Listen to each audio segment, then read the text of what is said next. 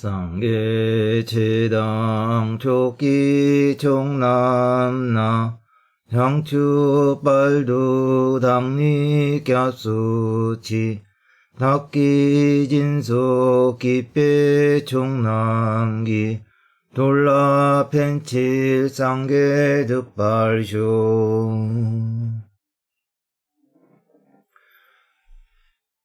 거룩한 불법승삼보께 깨달음에 이를 때까지 제가 귀의합니다.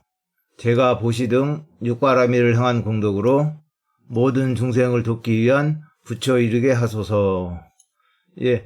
이 개송문에서 오늘은 불법승 삼보 귀의의 대상에 대해서 살펴보도록 하겠습니다.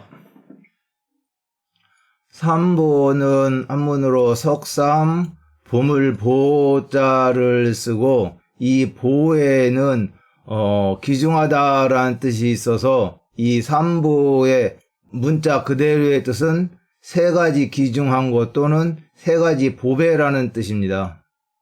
보통 부처님과 법 그리고 승려 이 세 가지를 불법승 삼보라 하는데, 깨달음을 연 사람 부처님 붓다, 그리고 그 부처님의 가르침 법 다르마, 그리고 그 가르침을 받드는 교단 상가, 이 세 가지를 말합니다. 깨달음을 연 가르침의 주인 부처님, 그 가르침의 내용 법, 그리고 그 가르침을 받아 수행하는 집단 승, 이 세 가지를 보배에 비유해서 표현한 말이 되겠습니다. 산스크리트어로 삼보는 라트나트라야, 트리니 라트나니, 트리 라트나 등이 있는데 여기서는 가장 쉬운 단어 트리 라트나로 삼보에 대해서 설명을 드리도록 하겠습니다. 이 트리가 삼이란 뜻이고 라트나가 보석이란 뜻이어서 문자 그대로 트리 라트나, 삼보, 세 가지 보물이라는 뜻이 되겠습니다. 여기서 이 라트나, 보물, 보석에 대한 뜻을 좀 더 자세히 살펴보면은요, 라트나는 선물, 부, 재산, 풍부하다라는 뜻의 어근 라에서 파생이 된 단어로 보석, 보배, 보옥, 귀중한 보석이라는 뜻이 있고, 여기에서 주목해봐야 할 의미는 anything valuable와 best of its kind로 가치가 있는 것이나 그 가운데에 최고인 것이라는 이 의미입니다. 라트나에서 왜 이 뜻에 대해서 주목을 해서 설명을 드리냐면은 티베트어로 삼보를 꼰촉숨이라고 하는데, 이 꼰촉숨에는 보석, 보배, 보옥, 귀중한 보석이라는 의미가 담겨 있지 않고 이 anything valuable or best of its kind인 가치가 있는 것이나 가치가 있는 것들 중에서 최고의 것이라는 이 의미를 번역을 해서 꼰촉숨이라 표현을 했어요. 꼰은 귀한, 드문, 희귀한, 많이 없다는 뜻이고, 촉은 최고, 최상, 제일이라는 뜻이고, 숨은 숫자 3이어서 귀한 것 중에 최고로 귀한 것 세 가지라는 의미가 이 꼰촉숨입니다. 귀하고 드물기 때문에 보물이라고 했겠지만, 꼰촉하면은 이 귀하고 드문 보물 가운데에서도 최상의 보물을 의미합니다.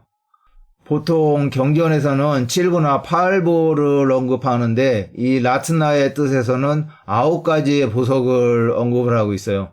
여기 보면은 진주, 루비, 황옥, 다이아몬드, 에메랄드, 청금석, 산호, 사파이어, 고메다, 이렇게 9가지를 언급을 하는데, 이러한 보석들이 저희들이 사는 이 지구에서는 아주 귀해서 보석이라 불리고 값이 비쌀지 모르지만은 아마 극락세계에서는 이러한 보석들이 이 지구에 있는 흙이나 돌이나 자갈과 같을 거예요. 이 아미타경에서 극락세계의 누각들은 7보로 장식되어 있고, 연못은 금사로 깔려 있고 거리의 가로수들도 전부 다 보석으로 이렇게 이루어졌다고 설명을 하고 있잖아요. 그렇게 보석이 곳곳에 널려 있으면은 희귀성하고 귀중함이 사라져서 욕심내어서 훔쳐가는 사람도 없을 거예요. 경전에서는 7보 가운데 하나로 유리를 언급하고 있는데 부처님 당시 인도에서는 이 유리가 귀해서 보물로 여겨졌을지 몰라요. 그러나 현 시대에서 유리는 보물이 아니잖아요. 이처럼 보물이라고 할 때는 시대와 상황에 따라서 그 가치가 변할 수 있지만은 티베트 꼰촉수면은 그러한 상대적인 가치를 떠나서 절대적으로 귀한 것 중에 가장 귀한 것이 불법 승이라는 의미를 담고 있다고 생각합니다. 그래서 저희가 암송하는 이 기도문의 첫 구절에서는 일상적인 표현으로 거룩한 불법승 삼부께라고 했지만은 직역을 하게 되면은 쌍계 부처님과 최, 법, 그리고 촉, 승가의 촉, 최고로 우수한 뛰어난 분들께라는 의미가 되겠습니다. 이 촉자가 꼰촉, 숨 할 때 촉자와 같은 촉자이죠. 삼보의 첫 번째 불보에서 이 불은 산스크리트 붓다를 음역해서 불로 표현을 한 것인데 이 붓다를 음역해서 불타라고 했고 이 불타에서 뒤에 타자가 생략되고 간략하게 표현한 것이 불입니다. 티베트어로는 쌍계라고 번역을 했는데 붓다를 의미하는 이 티베트 쌍계에는 이 붓다의 어근 부두가 가지고 있는 두 가지의 뜻, 깨어난 깨달은 확장된 널리 퍼진의 의미를 모두 다 담고 있다고 전에 설명을 드렸어요. 그래서 티베트 쌍계에서 이 쌍의 뜻은 정화된, 정화하다, 깨끗이 하다, 분명히 알다, 깨어나다 라는 뜻으로 산스크리트 부다의 어근인 부드가 담고 있는 첫 번째 의미이고 괴에는 부드의 두 번째 의미에 널리 퍼진의 의미를 담고 있어서 붓다를 의미하는 이 티베트 쌍계에는 불가를 성취하는 데 장애가 되는 번뇌장과 소지장을 제거하고 일체의 공덕과 지혜를 두루 갖추신 분이라는 뜻이 담겨 있다고 설명을 드렸습니다. 여기에서 부처님 불은 약 2600여 년 전 네팔의 룸비니 동산에서 태어나시고 카필라성에서 생활을 하시다가 29세에 출가를 하셔서 6년간의 고행 끝에 보드가야의 보리스 나무 아래에서 연기법을 깨달으신 후 사르나스 녹야원에서 처음으로 사성제 8정도에 대한 가르침을 펴셨고 그 45년간 가르침을 펴시다가 80세 때 쿠시나가르에서 열반하신 역사적 인물 석가모니 부처님을 의미합니다. 초기 불교에서 불보는 이처럼 역사적인 석가모니 부처님을 의미했지만은 대승불교에 이르러서는 법신보신 화신의 모든 부처님을 불보라 합니다. 이처럼 불보라 함은 스스로 진리를 깨닫고 또 다른 사람들을 중생으로 이끄시는 이 세상에서 보배와 같이 아주 귀하고 수승한 분이라는 뜻입니다. 삼보의 두 번째 법보에서 법 다르마는 석가모니 부처님께서 45년간 설법하신 내용으로 중생들을 무지 무명에서 벗어나게 하여 깨달음으로 이끄는 가르침과 그 내용을 담고 있는 경장, 율장, 논장의 3장을 말합니다. 티베트어로는 최인데 이 최에는 진이다, 다스리다, 변화시키다, 바꾸다라는 뜻이 있습니다. 부처님의 가르침 법을 단순히 듣고 배워서 아는 것에 그치지 않고 법을 받아 지니고 직접 실천해서 탐진치 삼독심을 다스리고 변화시켜서 불가에 이른다는 의미에서 티베트어로는 최로 번역하지 않았나라고 생각합니다.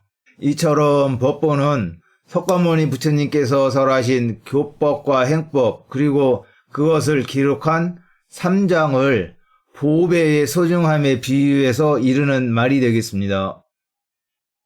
삼보의 마지막 승보에서 이 승의 의미는 산스크리트어 상가로 부처님의 가르침을 따라 수행하는 스님들이 모인 공동체를 일컫는 말입니다.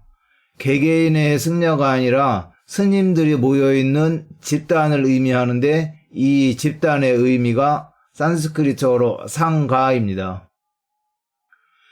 이처럼 석가모니 부처님을 따르는 스님들의 무리를 상가라고 불렀는데 이 상가가 한문으로 번역되는 과정에 있어서 그 뜻을 번역해서 한문으로 무리 중으로 번역을 해왔고 그 소리를 음역해서 승가라고 했는데 후에 이 승가에서 이 가자가 떨어져 나와서 단축형으로 승이라고 쓰였고 이 승이 단독으로 사용되면서 탁발승, 객승, 동자승 등의 단어가 만들어지고 무리를 뜻하는 이 상가 중의 의미가 현대에 와서는 개인적인 스님을 의미하는 말로 사용이 되고 있습니다.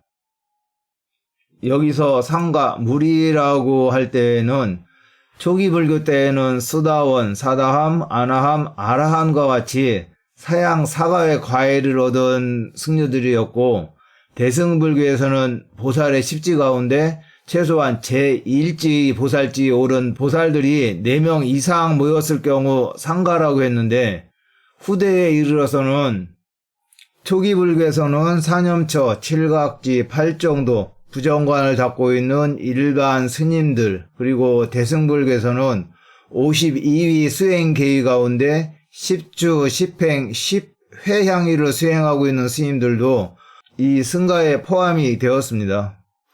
티베트어로는 스님을 겐딘이라고 하고 승보는 겐딘꼰촉이라고 하는데 이 승보에서 이 겐딘이 의미하는 것은 자량도, 가행도, 견도, 수도, 무학도 이 5두 가운데 최소한 견도 이상의 과의를 성취하신 분을 겐딘이라고 합니다.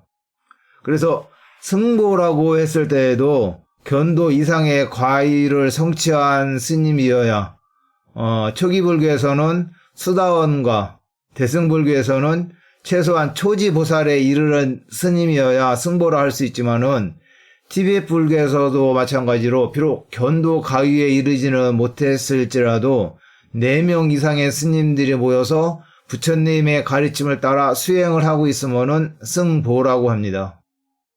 이처럼 승보에서 승의 의미는 부처님의 가르침을 따라 수행하는 사람들의 모임, 공동체라는 의미고 보는 그러한 공동체의 스승함과 뛰어남을 보석에 비유해서 표현한 것이라는 것을 알 수가 있습니다.